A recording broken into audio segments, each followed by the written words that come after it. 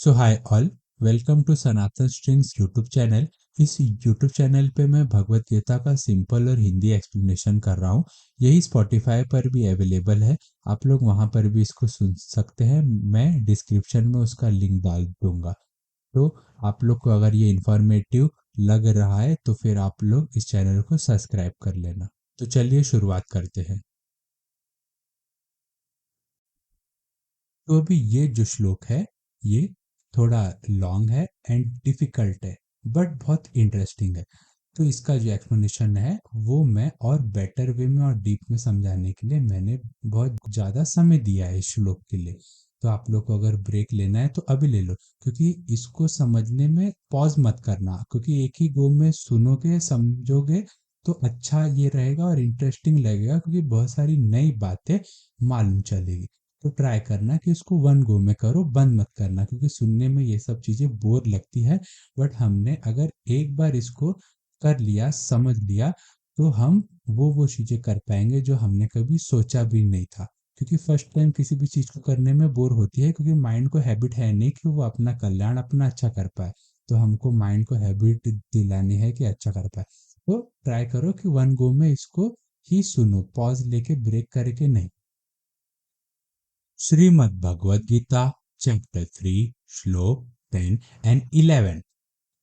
सह यज्ञा प्रजा सृष्ट्वा पुरुवाच प्रजापतिम् अनेन प्रसविष्वध्वमेष वोशिष्व कामधुक् देवान् भावयताहनेन तदेवा भावयन्तु व परस्परं भावयन्तः श्रेय परं वाश्यत।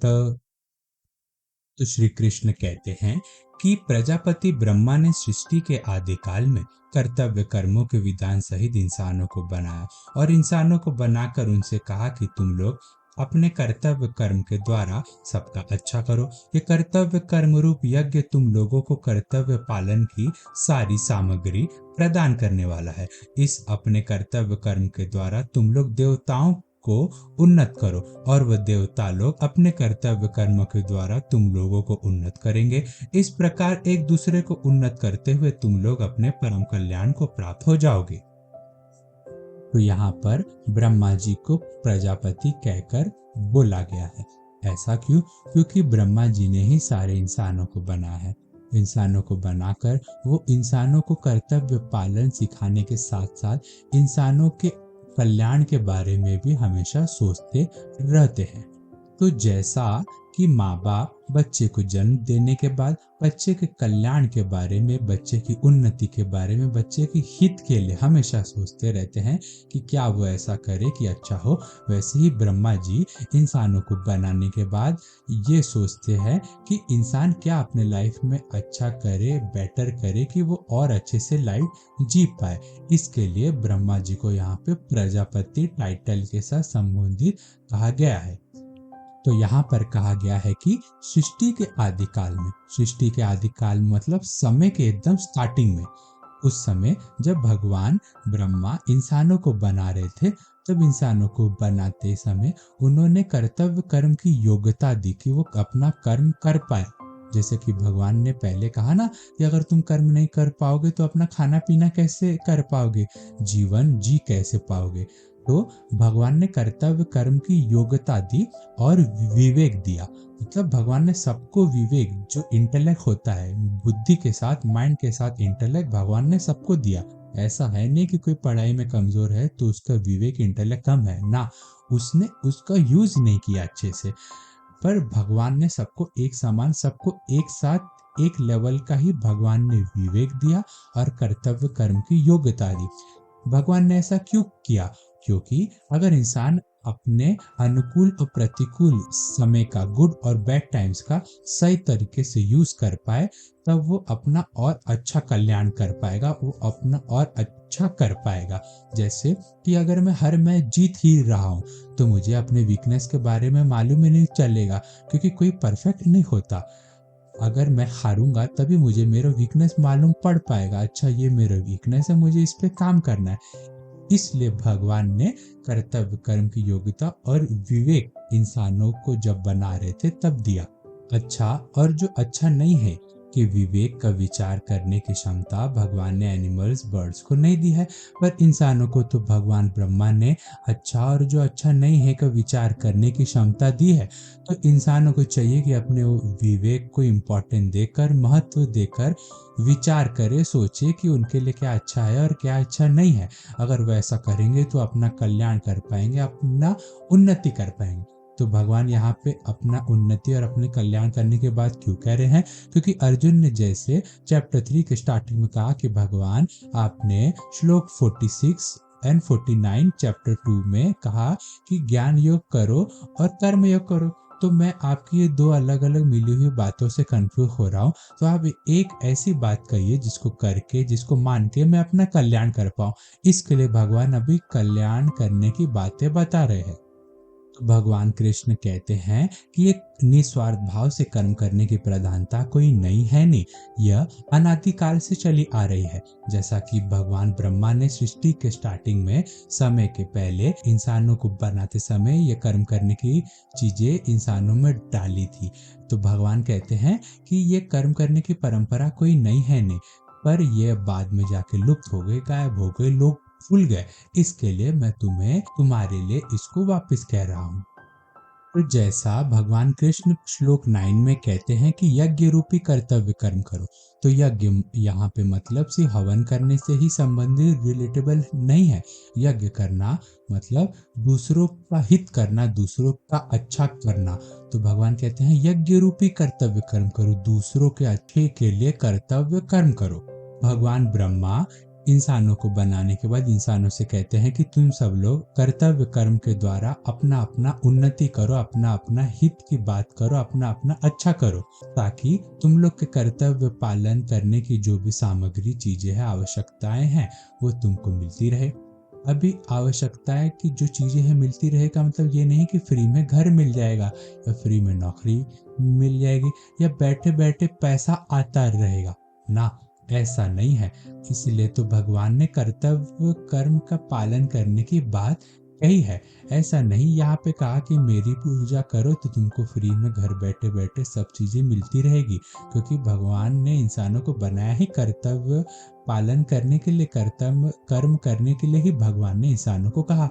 जैसे कि एक कहानी है कि जब महाभारत का युद्ध शुरू होने वाला था, तब अर्जुन को पानी के अंदर एक फूल को मारना था, एरो से, बाण से मारना था। कृष्ण जी को वो कहते हैं कि मेरी हेल्प करो ऐसा करने में, क्योंकि जो फूल जो था पानी के अंदर, वो फ्लो वाटर के वजह से, पानी के बहाव के वजह से यहाँ वहाँ हिल डुल रहा था, जिसकी वजह से वो स्टेबल नहीं रह रहा था, एक जगह रुक नहीं रहा था, जिसकी वजह से अर्जुन को परेशानी हो रही थी उस पर निशाना मारने की।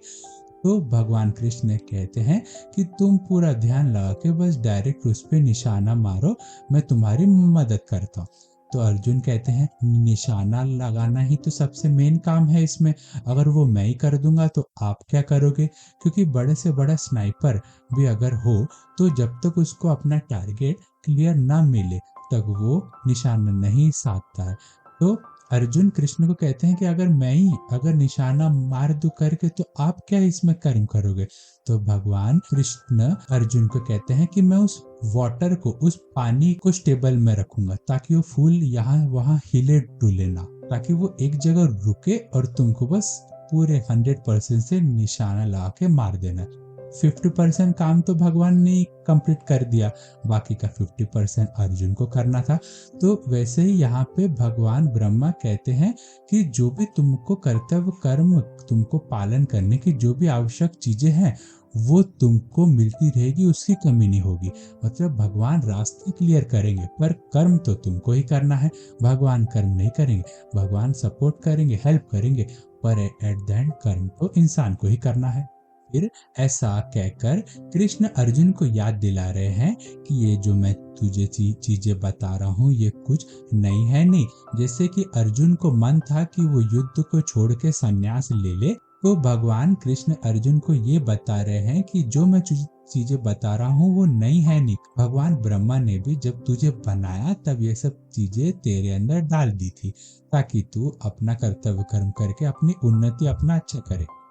तो अभी इस श्लोक में भगवान कृष्ण कहते हैं कि तुम लोग अपने कर्तव्य कर्म से देवताओं को याद करो, देवताओं की पूजा करो, जिससे देवताएं खुश होकर अपने कर्तव्य कर्म के द्वारा तुम लोगों को वो चीज देंगे जिससे तुम्हारे कर्तव्य पालन में कभी भी कमी न रहे। जैसे कि कोई ट्री है, कोई फूल है, तो नॉर्मली अगर मैं उसमें पानी न डालूं तो भी उसमें अच्छे फल फूल आएंगे, बट अगर मैं उसका ध्यान दूंगा, अच्छे से उसको डेली वाटरिंग में करूंगा, तो उसमें अच्छे और बेटर फल फूल आएंगे। तो ऐसे ही अगर मैं अपने कर्तव्य पालन में अपना कर्म भी कर रहा हूँ और भगवान को याद भी कर रहा हूँ, तो फिर मेरे अच्छे कर्म करने के और कॉन्स्टेंटली अच्छे कर्म करने के चांसेस बहुत बढ़ जाएंगे। जैसे राम जी अपने कर्म तो करते ही थे, पर वो शिव जी के बहुत बड़े भक्त थे, वो हमेशा शिव जी की भक्ति करते थे। कृष्ण जी खुद वो अपने जो राज्य था उनका, उसमें अपना राज्य में शुरुआत में सुबह जाने के पहले शिवलिंग रखते थे साइड में, जहाँ पे वो शिवलिंग पे जल चढ़ा के अपने दिन की शुरुआत करते थे। तो कर्म करना है, भगवान की भक्ति भी करना है, जिससे भगवान मुझे अच्छा राह हमेशा दिखाते रहे। क्योंकि आज मैं अच्छा कर्म कर रहा हूँ, पर ये गारंटी नहीं है कि कल भी मैं अच्छा कर्म करूंगा। क्योंकि भगवान कहते हैं ना कि अगर तुम हर इंसान में मुझको देखोगे तो तुम्हें किसी भी इंसान में गुस्सा नहीं आएगा, किसी के लिए जलन नहीं आएगा। तो कर्म करो, पर सब में भगवान को देख के, भगवान को याद करके, भगवान की पूजा करके कर्म करो। पर इन सब बातों से हमें ये समझना नहीं चाहिए कि जब तक दूसरा हमारा अच्छा ना करे तब तक हमको उसका अच्छा ना करना है। दूसरा अपना कर्तव्य पालन करे या ना करे, हमको तो अपना कर्तव्य पालन करना है। दूसरा क्या करता है क्या नहीं करता है, हमको सुख देता है कि या दुख देता है, हमको इस बातों से मतलब नहीं रखना चाहिए। हमको तो अपने कर्तव्य पालन करने पे ध्यान देना चाहिए। अगर हम दूसरा क्या करता है, दूसरा क्या नहीं करता है पर ध्यान देंगे, तो हम अपने कर्तव्य के पथ से, कर्तव्य के राह से चूक जाएंगे। हमको हमेशा दूसरों के हित करने के लिए और दूसरों को सुख पहुंचाने के बारे में सोचना चाहिए। इंसान दुख क्यों पा रहा है, मनुष्य जो है वो दुख क्यों पा रहा है? क्योंकि इंसान सोचता है कि अगर दूसरा मेरा अच्छा नहीं कर रहा है तो चलो मैं भी उसके साथ बुरा करना शुरुआत कर दूं। क्योंकि वो सोचता है कि मैं तो उसका अच्छा कर रहा हूँ बट वो मेरा अच्छा नहीं कर रहा है, तो मैं कब तक उसका अच्छा करूँ। तो इसके चलते वो खुद भी बुरा हो जाता है। इसके वजह से जो साइकिल है वो शुरुआत हो जाती है और फिर लोग अपने विनाश की ओर बढ़ते जा रहे हैं। बट लोगों को ये सोचना चाहिए कि अगर मैं किसी का अच्छा कर रहा हूँ, एक बार कर रहा हूँ, 2 बार कर रहा हूँ, 3 बार कर रहा हूँ, 4 बार कर रहा हूँ, तो सामने वाले के मन में मेरे लिए गलत करने का भाव खुद ही खुद खत्म होने लग जाता है। फिर भी 10 बार अगर मैंने उसका अच्छा किया फिर भी वो मेरा गलत कर रहा है, तो फिर जो हमारे अच्छे लोग हैं, जो हमारे हित का सोचते हैं, वो लोग फिर हमारे लिए सहानुभूति करना शुरुआत कर देते हैं। क्योंकि अगर कोई मेरे लिए गलत किया 10 बार, अगर मैं उसके लिए अच्छा कर रहा हूँ, अगर उसके बाद भी वो मेरे लिए गलत कर रहा है, तो वो पीछे पछताएगा कि यार मैं तो इसके लिए गलत कर रहा था पर फिर भी यह मेरे लिए अच्छा कर रहा है। और फिर बाकी लोग ये सोचेंगे कि अरे यार ये तो कितना अच्छा इंसान है, ये सामने वाले के लिए अच्छा कर रहा है, 10 बार अच्छा किया बट सामने वाला इसके लिए गलत कर रहा है, तो फिर मेरे लिए सहानुभूति भी बढ़ जाएगी। तो मुझे ये ना सोचना है कि वो मेरा अच्छा कर रहा है कि नहीं, मुझे अच्छा करना है। अगर मैं ऐसा करना चालू कर दूंगा तो मुझे कभी दुख नहीं होगा। लोग दुखी इसीलिए रहते हैं कि उसने मेरा गलत किया करके दुख करना शुरुआत कर देते हैं। पर इंसान इस भावना को पैदा कर रहा है अपने मन में कि वो मेरा बुरा कर रहा है तो चलो मैं भी बुरा करना शुरुआत कर दूं। इसलिए इंसान आज के समय में कलयुग में दुखी है।